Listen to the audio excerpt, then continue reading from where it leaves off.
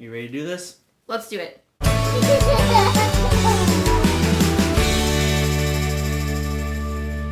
Thanks for watching. Make sure to subscribe and check out our other YouTube channel for new videos coming out every day. Go to twoinazoo.com and hit subscribe while you're there. Here we go. So today we're talking about Melanie's recovery. First of all, thank you to everyone who's just been so supportive in checking up on her, encouraging her, and really showing just how important she is to you.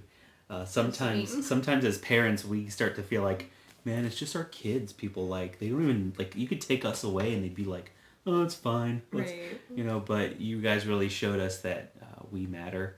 Particularly Melanie matters to you all, and that means the world to us. I decided to do this video because there's no way in the world I could respond to that many comments, that many questions, that many, really anything. Know that I feel your love, I feel your support, and I feel your prayers, so thank you so much for all of that.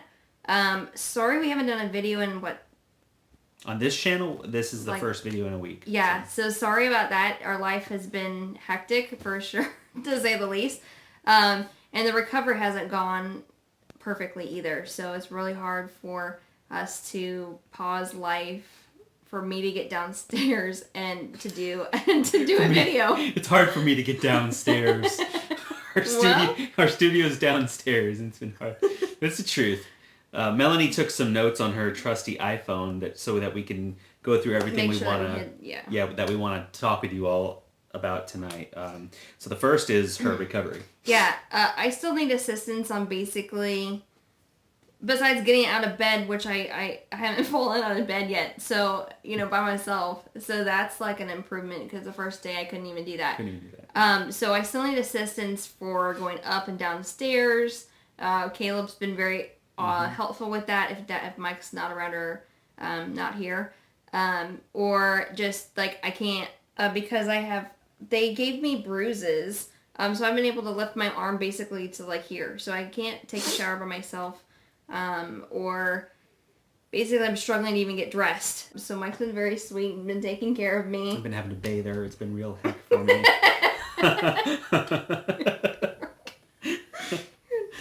So my recovery plan is a couple things that the hospital told me to do, and then a couple things that I'm just like, forget it, I'm changing the way I live, because there's no way, that I want to go through this again. Lord willing, I won't have to. So changing my diet. Basically, as soon as I was told I had a kidney stone, I started Googling stuff. Yeah. Which is the wrong thing to do. Yeah, it's kind of overwhelming, because every other article, what's it called?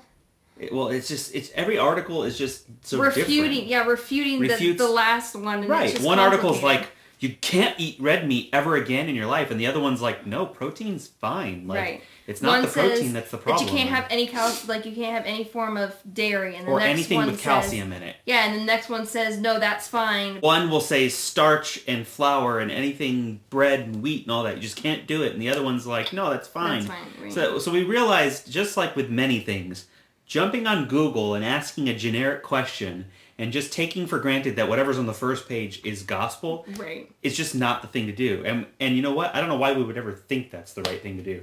So while we were still in the hospital, we reached out to a friend of ours who has been through this. And many times. Too many times, unfortunately for him.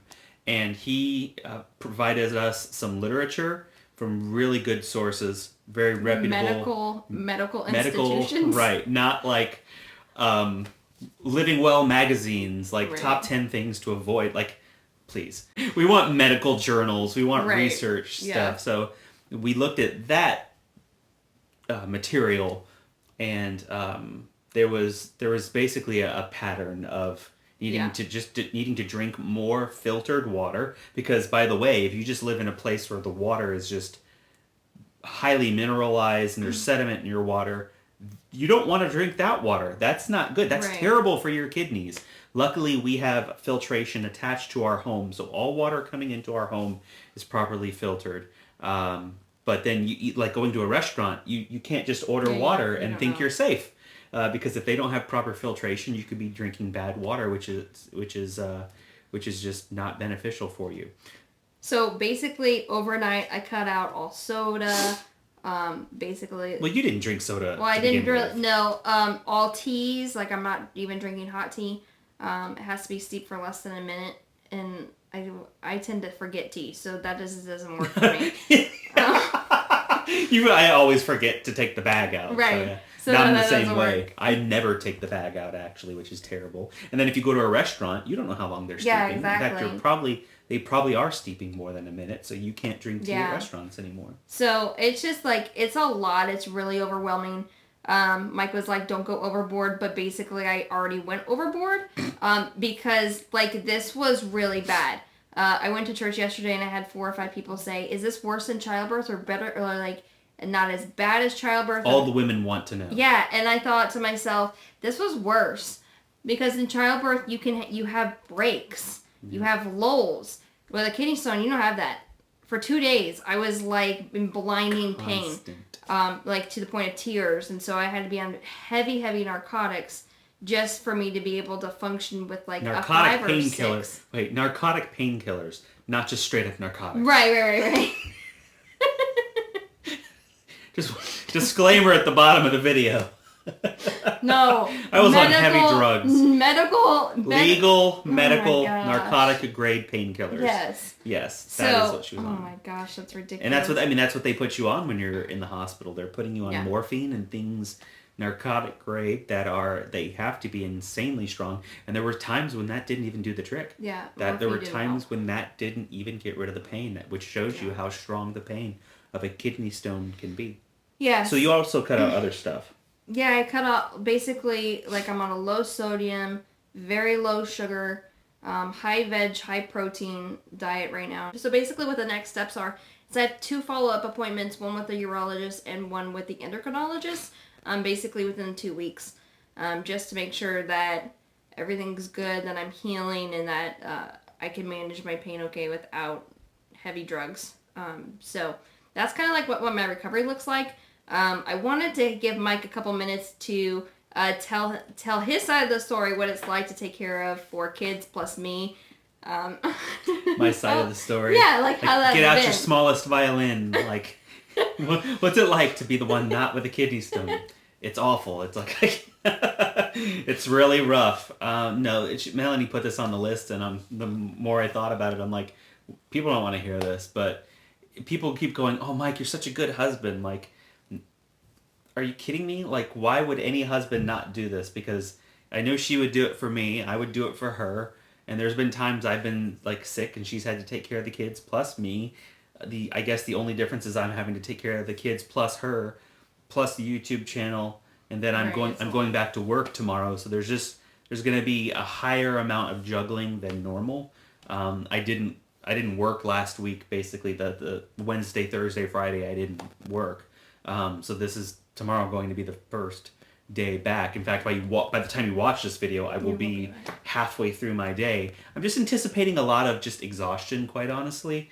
So our vlogs, I don't know what the quality is going to look like after today.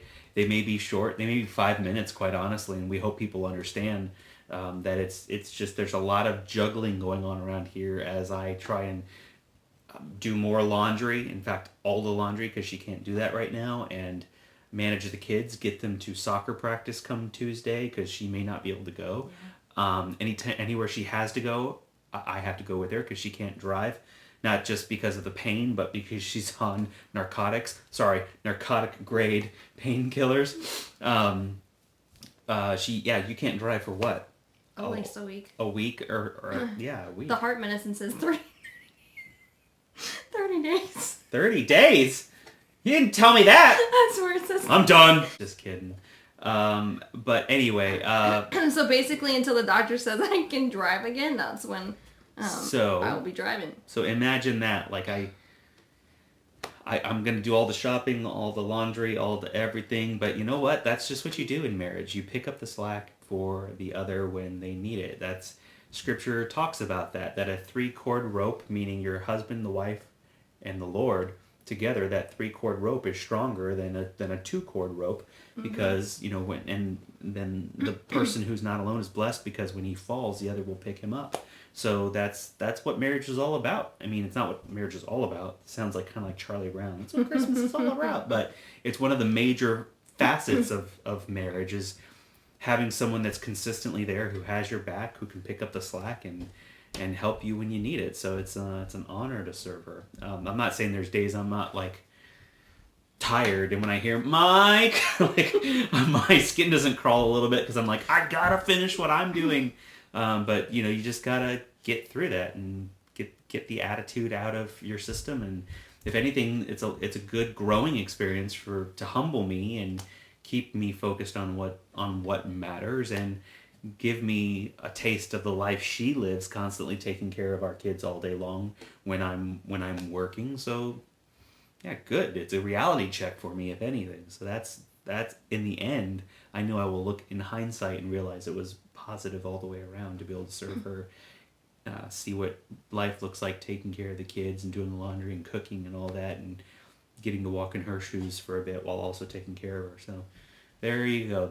You can stop playing your little violins now, and that's my perspective. But we're just thankful that the Lord allowed it not to be something super serious, because I will be able to fully recover. The kidney stone is like, I don't have to pass any kidney stones. It's got like completely disintegrated, which shocked all doctors and everything. And I just think that was the Lord's handiwork in the OR. Yep. That He knew what was best for our family, and if I had to pass 2 or 3 kidney stones, this micro recovery would have looked very, very different. Or if it just had been not kidney stones and something far worse. Because when we went to the hospital, she was in excruciating pain. They don't know what it is. We don't know what it is. And she had the ER doctor come in and start asking her questions, trying to gather information before the CT scan has come back, before they've done anything. And they're just trying to, there's some things you can kind of quasi-diagnose based on just the information you're receiving from the patient. And they were, they weren't sure about what it is. And the ER doctor said to her, well, based on what you're telling me, it could be a kidney stone. It also could be an ovarian cyst. And right then my heart dropped, because I hear cyst, I just think cancer. And mind you, we're at the same hospital that we were at when we found out my mom's cancer had come back. And there's a long story that I do not want to get into, but basically my mom had some really bad symptoms of sickness, and this was after already being cancer-free for quite a long time, and it seemed like it had come back or there was something wrong. We took her to the ER at that same hospital, and in fact the room we were sitting in with my mother was 2 rooms down in the ER from where Melanie was. When we walk out we walked out of your room in the ER, 2 rooms down was where we were. And in that same hallway was where I was standing when the doctor looked my dad and I in the eye and said, she has cancer, it has come back, and it's incredibly aggressive, and she probably has days to live. So when the ER doctor walks in and starts talking about ovarian cysts, man, I crumbled. When the doctor left, I crumbled and was crying, and I said, I don't want you to have cancer. I can't take it. I won't be able to take it if you have cancer. So the Lord was good. So I walked outside of the hospital, the same place my dad walked that first night when he knew he was going to lose my mom, and I was praying to God, just asking that it not be cancer and that it be anything else. And he answered. And here's the thing. I know my God has the ability to, in that moment, change cancer to a stone. He has the ability to change cancer to nothing, and the pain goes away, and miraculously you're done and you walk out of the hospital. He has the power to, in his foresight, knowing I'm going to pray that prayer, take it away so it never happens. So instead of being there and thinking, oh, well, I lifted up this prayer and thank God it wasn't necessary, I was thanking him that it wasn't cancer, and that one way or another he healed her and he prevented her from having cancer. Because I don't know which of those is what actually happened, but I do know that he's faithful, and that he's allowing her to go through this because we all need to learn something from it. whether it's we all need to get our act together with our eating, or I need to learn to be more patient. I need to learn to be more faithful and dependent on my Lord. Who knows all the things, the good that will come from this, that we will only see a long way from now. But I do know in that ER, when I heard those words, I broke down to her and I said, I couldn't take it if you have cancer. I need you to not have cancer. I can't remember what I said, but it was something basically like that. You can't have cancer. Don't have cancer, babe. Well, and when the doctor had seen the urine sample, she was like, "Oh, it's a kidney stone." So basically, within about 2 or 3 minutes, we went from they don't know what this is, and it could be cancer, to knowing for sure that it was a kidney stone before the CT scan was even back. Yeah, it was even back. So like I really like. We weren't out of the woods, but it's something survivable, and in a few weeks, life will be back to normal. Versus the rest of your life is over. You may never have more children if that's what you want. You may not live. You just don't know how bad that can get. And obviously, we're talking about ovarian cysts and things we don't know about. And one thing we're not going to do is we're just never going to Google that, right? Because I'm glad the Lord answered our prayer before we jumped on Google and started Googling ovarian cysts and driving ourselves crazy. But God has been good. He's continuing to be good. We're not out of the woods yet, but she and I will come out of this stronger. Our family will come out of this stronger. We'll probably come out of this healthier. And I know she's going to kick my butt for everything I put in my mouth that is not I already told him. good. Like, as soon as I heard this, I was Googling, like, the five things not to ever eat. And he's eating, like, 3 out of the 5, and I was like, you gotta stop. When it was, you gotta stop. When my mother originally got cancer, it was easy. It was so strange because she was the healthy one in the family. Yeah. If anything, my dad or I would have been the ones because we didn't eat great. And then here it is, and here we are. Melanie gets the stone when I eat more of the things that are supposed to give you stones, I think. It's just strange. So it's crazy. Yeah. Anyway, this video has probably gone on longer than we anticipated. We got through all of our notes that we wanted to talk about, and I think we just wrap up with just saying thank you again. Yeah. Because you're watching this now. You care about us, and we're just here in a room alone talking to a camera, but we know on the other end of it is sometimes just thousands of people who intensely care for us and our family. We want you to know that is felt. Sometimes, though many of you are faceless or nameless, we can still feel that somehow. God is good in that He lets us actually emotionally and intellectually feel your love and your care for our family. So, thank you for watching this video. We appreciate you guys, and we hope you give this video a thumbs up and all that stuff. But, if no one did that, it would be sufficient for us just to have this opportunity to say, thank you for being who you are. Thank you for loving our family and keeping up with us. And thank you in advance for your patience during this time. If I miss a vlog, if vlogs are 5 minutes, I appreciate the patience. So we'll see you.